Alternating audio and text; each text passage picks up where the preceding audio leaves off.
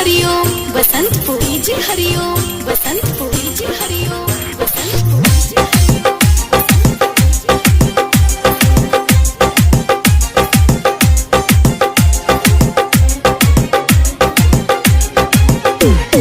डोली तोरे डोली सुन डोली तोरे डोली जहिया पियावा के घर जाई रे, हई दीवाना वो दिन मर जाई रे।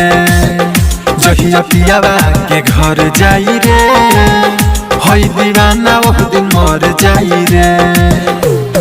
जानी पूरा गाँव टोला जानी गाँव टोला तोरा ससुरोले खबर जाई रे, हई दीवाना वो दिन मर जाई रे।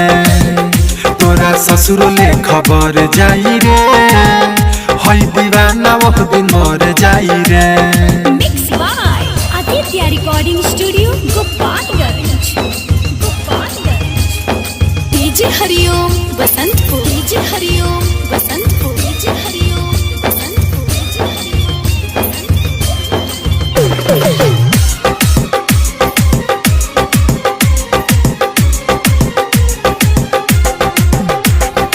ऐसे सीता मुझे ढाईबे बद में बड़ी पछताईबे, चल जाइब छोड़ी के दुनिया तब ते हुलरवा बहईबे।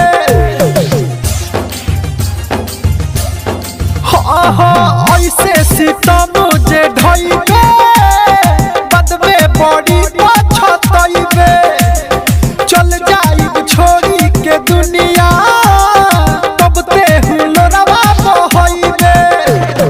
कहतारे भूल जा तू कहतारे भूल जा बड़े ते तोहर जाई रे, हई दीवाना वो दिन मर जाई रे।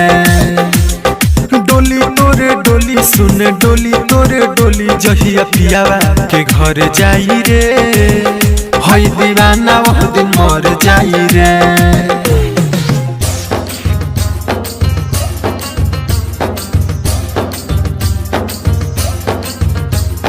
DJ Hariom Basantpur, DJ Hariom Basantpur, DJ Hariom Basantpur, DJ Hariom Basantpur.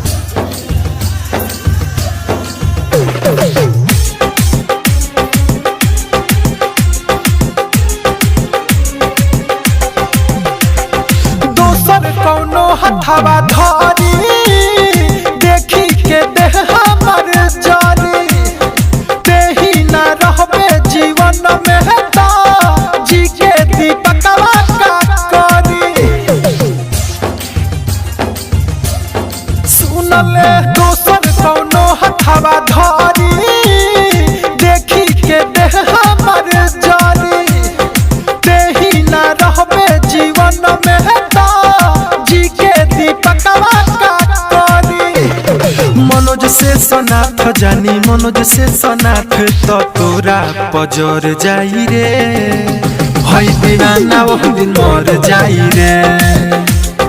डोली तोरे डोली सुन डोली तोरे डोली जहिया पियावा के घर जाई रे, हई दीवाना वो दिन मर जाई रे।